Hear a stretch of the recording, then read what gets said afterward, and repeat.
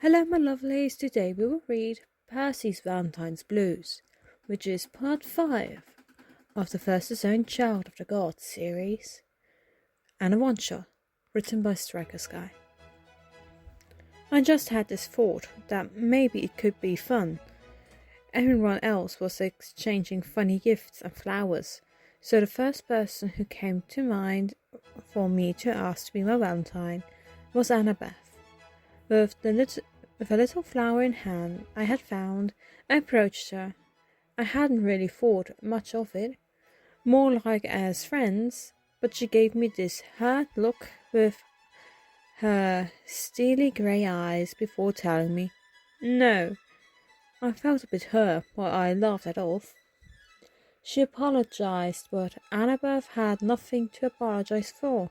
It was me who made things awkward. I'm sure she had her reasons, but I couldn't help feeling a bit hurt. I held on to the flower, a violet. I suppose I could just leave it here, but somehow I didn't want it to go to waste. I sighed, making my way back to my cabin.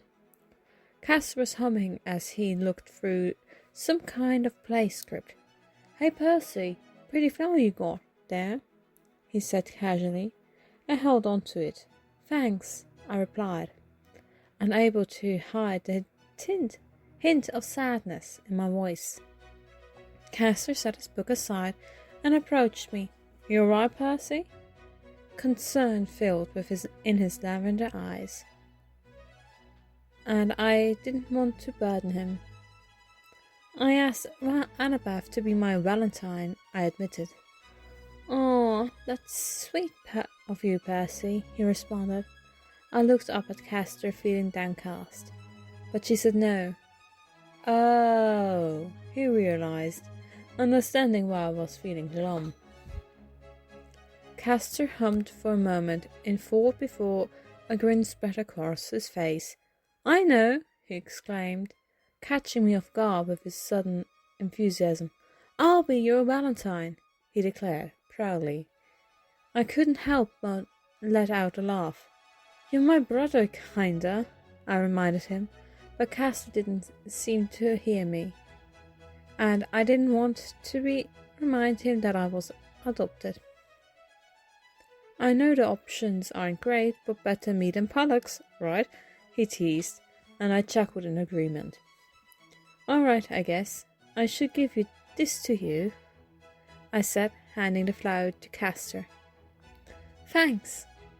Oh, I should get you something. I know. Wait here, Percy. I'll be right back in a bit." Alright," I replied, watching him go with a smile on my face. As I waited, a thought struck me. Maybe I should get something for Castor rather than just a crummy flower. I tried to think if I had anything in my possession that would impress him, but nothing came to mind. I decided to go to Dad. He might be able to help me come up with something special for Castor. I watched as others around me held hands and engaged in all the lovey-dovey gestures, feeling a bit happier knowing that I had someone to spend time with now. With that thought in mind, I hurried over to Dad. Dionysus was standing on the edge of the camp, scowling at my fellow campers with evident disgust. "Dad! Dad! Dad!" I shouted, running up to him. "What, Percy? I'm busy making sure these kids aren't doing anything." Dionysus paused, searching for the right words before finally saying, "Fishy." "I want to get Castor a gift. He's my..." Dionysus rolled his eyes almost automatically. He's your Valentine. I know. That noticed Pollux stretching, warming up for exercise nearby. I smiled as he waved back. "I want to give him something as a thank you. Do you have any ideas?" "Pick him some flowers or something," Dad replied nonchalant, as if he wasn't even trying. "That's boring. I need something better. Oh, I know. He wanted a new play script. Can you give me one of those? I suggested eagerly. No, he said. I whined into the air at his answer. Just as Ganymede appeared. Come on, Dion. It's once a year. Ganymede leaned down and kissed the god's cheek, not even surprised that his husband had come to visit for Valentine's Day. Dionysus scratched his face. What are you doing here? Zeus is fucking around. He won't know.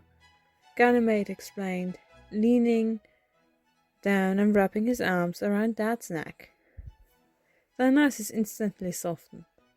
Fine, but once I give you this book, I want you to leave me alone for the whole day, got it? Got it, I said happily. He snapped his fingers and I got the book. It's not wrapped, I complained. Scram, he yelled, and I laughed. Ganymede held out the Diet Coke with a bow. Happy Valentine's Day, my love. Sure, whatever, Dad responded. Pollux, last chance. Do you want something to give to a Valentine? Dionysus called out. Pollux yelled back. A what-a-tine? Dionysus shrugged, getting up to hold his husband's hands. Okay, let's go. Hey, Papa, Pollux yelled, and I ran off. As I ran off, my eyes caught sight of a girl approaching Castor. She had a shy smile on her face and nervously held out a small bouquet of wildflowers. Castor, would you be my Valentine? She asked, her voice barely audible over the camp's activities. Castor glanced at the flowers she offered, then shook his head. Sorry, I already have a Valentine, he replied with a smile. I'm sorry I can't accept your gift, but thank you for thinking of me. The girl's face fell, disappointment evident in her expression. Oh, okay, she murmured, quickly retreating, her cheeks flushing with embarrassment. I felt a mix of emotions, surprise, gratitude, and a hint of embarrassment. As Castor noticed me approaching, his face immediately lit up with a smile. Percy! Castor, why did you say no to her? You didn't have to. I started, but Castor interrupted with a laugh, gently taking my hands in his. I was her second choice. She asked Pollux, and he said no. I guess because we're twins, she thinks we're the same. Annoyance flickered across my expression at the thought. It bothered me that someone would see Castor as madly interchangeable with his brother. That's not fair, I said, feeling protective of Castor. You're not the same. You're your own person, and she should have seen that. Castor's smile softened as he squeezed my hands reassuringly. Thanks, Percy, but it's okay. I'm happy being your Valentine. I recalled the gift I had brought for Castor and handed it to him. I got this for you, since I didn't want to give you used flowers, I joked, trying to lighten the mood. Castor's face beamed with appreciation and he accepted the present.